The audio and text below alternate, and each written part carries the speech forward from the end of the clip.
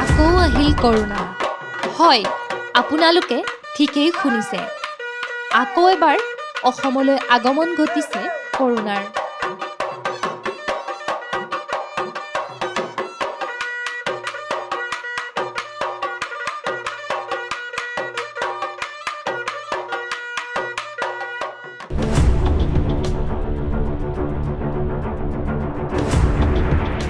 দুৰ্গা পূজা শেষ হোৱাৰ লগে লগে ৰাজ্যত পুনৰ দেখা দিছে ক'ভিড-19 সংক্ৰমণে।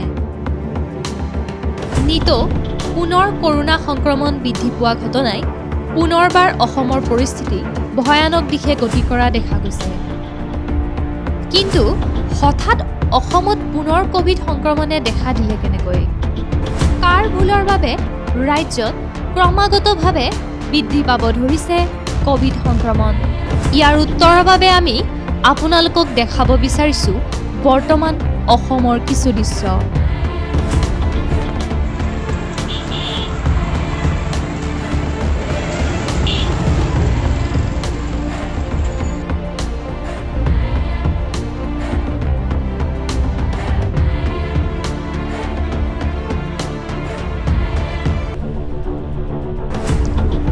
লকডাউন শেষ হ'ল।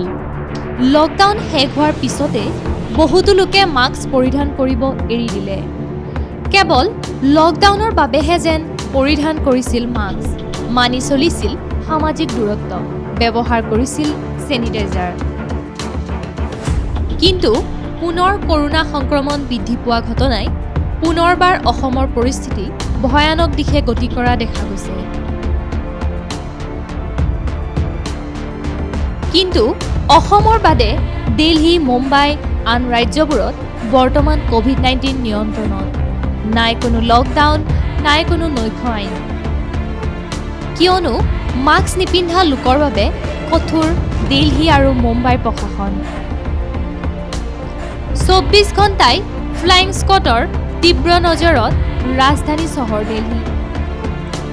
মাস্ক মুখৰ পৰা খুলিলেই লগে লগে হাজিৰ হয় ফ্লাইং স্কোৱাডৰ চিভিল ডিফেন্স টিম।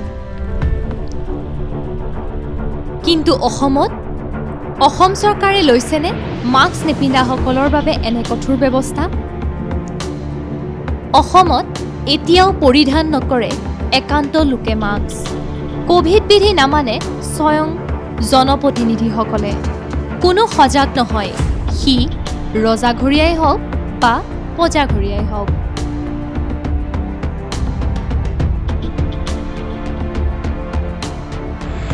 মঙলৰ পৰা Anirban Kalita, report C news Assam.